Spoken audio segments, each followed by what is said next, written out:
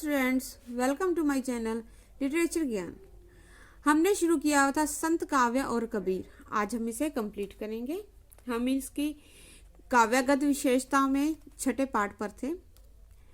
छठम, रहस्यवादी विचारधारा। संत काव्य में सर्वप्रथम रहस्यवाद के दर्शन होते हैं। संत कवियों ने स्थान स्थान पर अपनी उक्तियां अस्पष्ट अटपटी हैं। रहस्यवादी कवियों में कबीर का आसन सबसे ऊंचा है। शुद्ध रहस्यवाद केवल उन्हीं का है, जैसे जल में कुंभ, कुंभ में जल है, भीतर बाहर पानी, फूटा कुंभ जल जले ही समाना, यह तत्व कहो ज्ञानी। सप्तम, भजन और नाम सिमरन पर बल। ईश्वर की प्राप्ति के लिए प्रेम तथा नाम सिमरन बहुत आवश्यक है।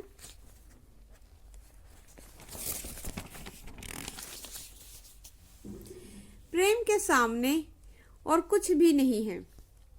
यहाँ तक कि वैद शास्त्र भी इसकी समता नहीं कर सकते। कबीर के शब्दों में पोथे पढ़ जग मुआ, पंडित भया न कोय, ढाई आकर प्रेम का पढ़े सो पंडित होए। अष्टम, सामाजिक अन्याय का विरोध।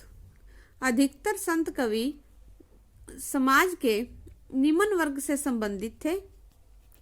उन्होंने अपने जीवन में सामाजिक विषमता और अन्याय को देखा और भोगा था।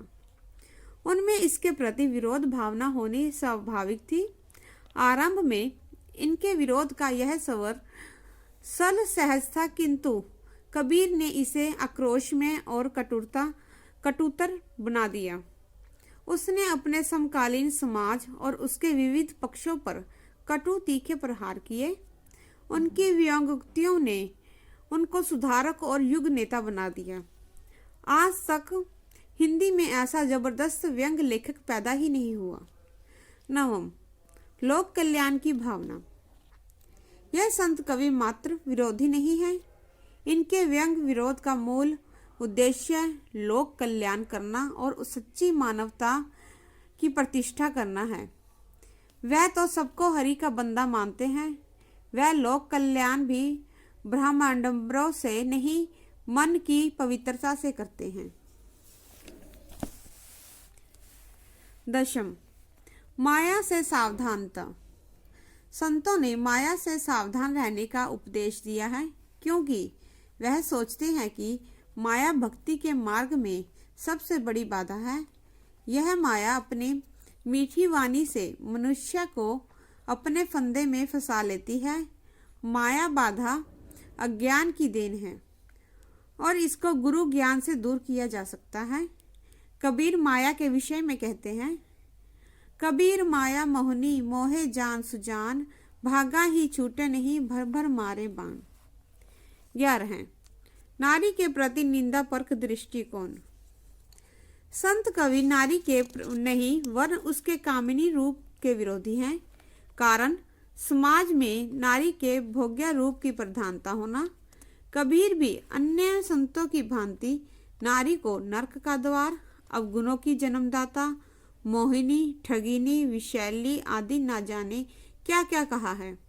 कबीर के शब्दों में नारी की झाई परत, अंधा होत भुजंग, कबीरा तिनकी क्या गति, ज नित नारी के संग। 12, श्रृंगार रस। श्रृंगार रस का मूल भाव है रति अर्थात प्रेम।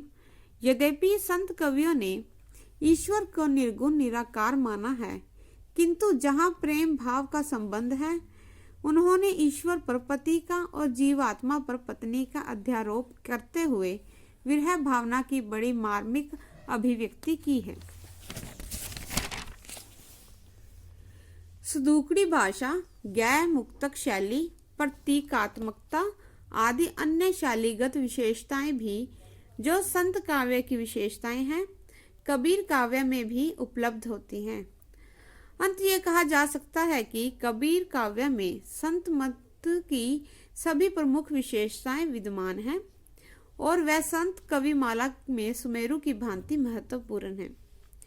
आलोचकों का कबीर को अपने युग का गांधी कहना सर्वथा उपयुक्त है। संतों ने कृष्ण भक्त कवियों के समान समाज और राजनीति के प्रति आंखें नहीं मूंद रखी थी। संत काव्य में इस समय का समाज प्रतिबिंबित होता है। धन्यवाद।